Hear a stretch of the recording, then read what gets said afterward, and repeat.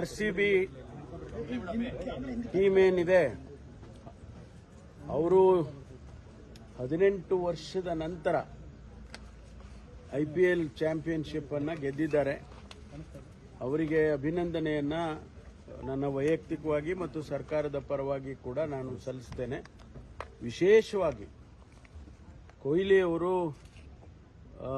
ಇಡೀ ದೇಶಕ್ಕಷ್ಟೇ ಅಲ್ಲ, ಇಡೀ ವಿಶ್ವಕ್ಕೆ ಒಂದು ಮಾದರಿಯಾದಂಥ ಕ್ರೀಡಾಪಟುವಾಗಿ ಇವತ್ತು ಹೊರಹೊಮ್ಮಿದ್ದಾರೆ ಅಂತ ಹೇಳಿ ಸಂತೋಷ ಆಗುತ್ತೆ.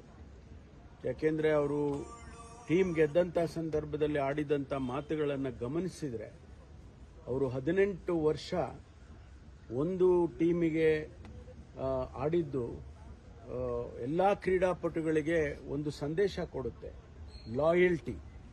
ಲಾಯಲ್ಟಿ ಅನ್ನೋದು ಒಂದು ಸಂದೇಶವನ್ನು ಅವರು ಇವತ್ತು ಕೊಟ್ಟಿದ್ದಾರೆ.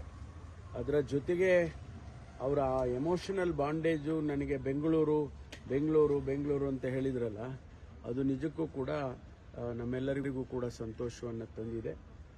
ಸಂಜೆ ಬಹುಶಃ 4 ಗಂಟೆಗೆ ಅಂತ ಕಾಣಿಸುತ್ತೆ ನಾವು ಸರ್ಕಾರದ ವತಿಯಿಂದ ಅವರಿಗೆ ಒಂದು ಅಭಿನಂದನೆಯನ್ನು ಕೂಡ ಮಾನ್ಯ ಮುಖ್ಯಮಂತ್ರಿಗಳು ಏರ್ಪಾಟ್ ಮಾಡ್ತಿದ್ದಾರೆ. ಹೇಗಿರುತ್ತೆ ಸರ್ ಅಭಿನಂದನೆ? ಗೊತ್ತಿಲ್ಲ ರೂಪುರೇಷೆಗಳು, ಅದಕ್ಕೆ ಹೊರಟಿದ್ದೆ ನಾನು ಈಗ. ಯಾಕೆಂದರೆ ಪೊಲೀಸ್ ಇದು ಎಲ್ಲ ಅರೇಂಜ್ಮೆಂಟ್ಸು ಅದೆಲ್ಲ ಮಾಡಬೇಕು. ಎಲ್ಲಿ ಮಾಡೋದು ಅಂತ ಏನು ತೀರ್ಮಾನ ಮಾಡಿದ್ದಾರೆ ಮುಖ್ಯಮಂತ್ರಿಗಳು. ವಿಧಾನಸೌಧದ ಮೆಟ್ಟಲ ಮೇಲೆ ಅಂತ ಒಂದು ಸಲಹೆ ಇತ್ತು, ಗ್ರ್ಯಾಂಡ್ ಸ್ಟೆಪ್ಸ್ ಮೇಲೆ. ಇನ್ನೂ ಕೆಲವರು ಇಲ್ಲ ಸ್ಟೇಡಿಯಮಲ್ಲೇ ಮಾಡಿದರೆ ಒಳ್ಳೆಯದು ಸೆಕ್ಯೂರಿಟಿ ದೃಷ್ಟಿಯಿಂದ ಅಂತೇಳಿ ಒಂದು ಸಲಹೆ ಇದೆ. ಅದೇನು ತೀರ್ಮಾನ ಏನು ಮಾಡ್ತಾರೆ ಅಂತ ನೋಡಬೇಕು.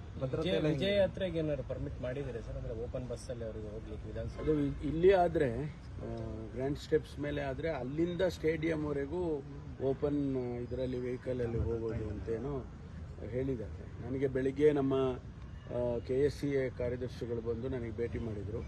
ಈ ರೀತಿ ಮಾಡಬೇಕು ಅಂತ ತಿಳ್ಕೊಂಡಿದ್ದೀವಿ. ಮುಖ್ಯಮಂತ್ರಿಗಳು, ನೀವು ಮತ್ತು ಉಪಮುಖ್ಯಮಂತ್ರಿಗಳು, ನೀವು 3 ಜನ ಬರಬೇಕಾಗಿ ಅಂತೇಳಿ ಅರೇಂಜ್ಮೆಂಟ್ಸಿಗೆಲ್ಲ ಸ್ವಲ್ಪ ಸಹಕರಿಸಬೇಕು ಅಂತ. ಪ್ರೀ ಮೀಟಿಂಗ್ ಏನಾರು ಇದೆಯಾ ಸರ್? ಅದೇ ಈಗ ನಾನು